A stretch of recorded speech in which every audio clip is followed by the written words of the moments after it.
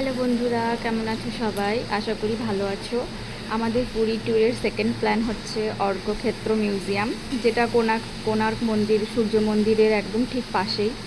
এই যে মিউজিয়ামটা Indian oil corporation লিমিটেডের পক্ষ থেকে ডিজিটালভাবে মিউজিয়ামটা তৈরি হয়েছে।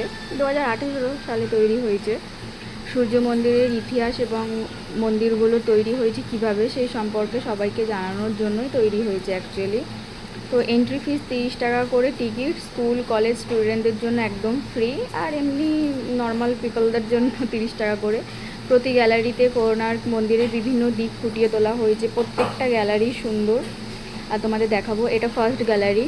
এখানে সূর্য মন্দিরের মডেল তৈরি করে রাখা রয়েছে, মানে মূল যেই সূর্য মন্দিরটা আগে দেখতে কেমন ছিল এবং এখন ওর অবস্থা কেমন সেটাই মডেলের সাহায্যে তুলে ধরেছে। সূর্য মন্দিরের ইতিহাস সম্পূর্ণটা এখানে দেখানো হয়েছে। দেখো কত মেনটেন করে, কত পরিষ্কার করে রেখেছে, একটুও ধুলো পড়তে দেয় না। খুবই মানে সবসময় অল টাইম পরিষ্কার থাকে, খুবই পরিষ্কার পরিচ্ছন্ন। ইতিহাস সম্পর্কে তৈরি, যত্ন করে তো রাখতেই হবে বলো, নাহলে ইতিহাসকে আর কি রাখা যাবে। এটা হচ্ছে পিধা খাকরা স্টাইলের মন্দির, ঠিক আছে। তো তখনকার সময় যে এরকম অনেক স্টাইলের মন্দির আছে, কোনটা কোন রকমের মন্দির সেটাও এখানে ডিটেলসে দেখানো রয়েছে। এখানে উড়িষ্যার ফেমাস টেম্পলগুলো এই গ্যালারিতে এখানে এরকমভাবে কালেক্ট করে রাখা রয়েছে খুবই সুন্দরভাবে। এগুলোও তো দেখারই, তো এগুলোরই তো মজা, ইতিহাসে কত কি দেখার আছে।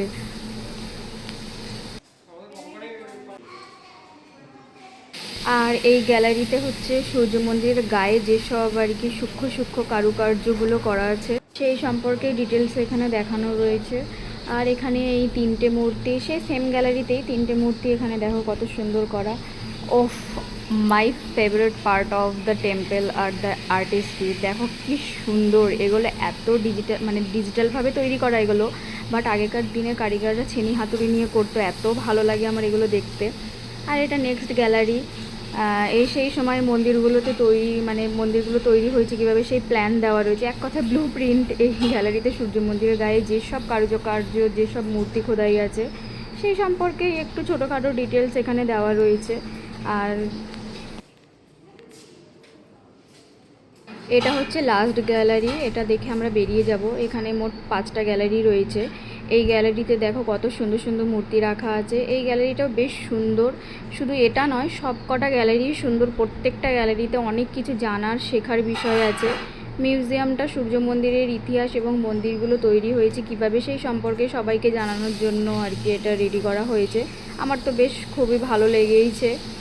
পুরীতে তো অনেক জায়গাতেই ঘুরতে গেছি, কিন্তু ওখানে সব জায়গার ভিডিও একসাথে করে দিলে অনেকটা বড় হয়ে যাবে, সেই কারণে আমি পার্ট পার্ট করেই দেখাচ্ছি তোমাদেরকে।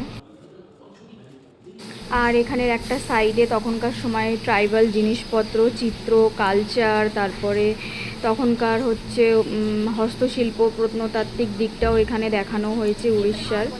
তো দেখো এটা একটা পটচিত্র, খুবই সুন্দর। ক্যামেরাতে অত ভালো আসেনি, বাট এটা খুবই মানে ভালো লাগছিল। আর এখানে এই সাইডে একটা অডিটোরিয়াম আছে, 20 মিনিটের অ্যানিমেটেড মুভি দেখানো হয়, যেটা সূর্য মন্দিরের পৌরাণিক কাহিনী, নির্মাণ ইতিহাস, আরও অনেক কিছু গুরুত্বপূর্ণ জিনিস দেখানো হয়েছে এখানে। এর জন্য এক্সট্রা কিছু টাকা লাগে না, তোমরা যখন ইচ্ছা দেখতে পারবে। মিউজিয়াম দেখা আমাদের পুরীর দিকে রওনা দিলাম।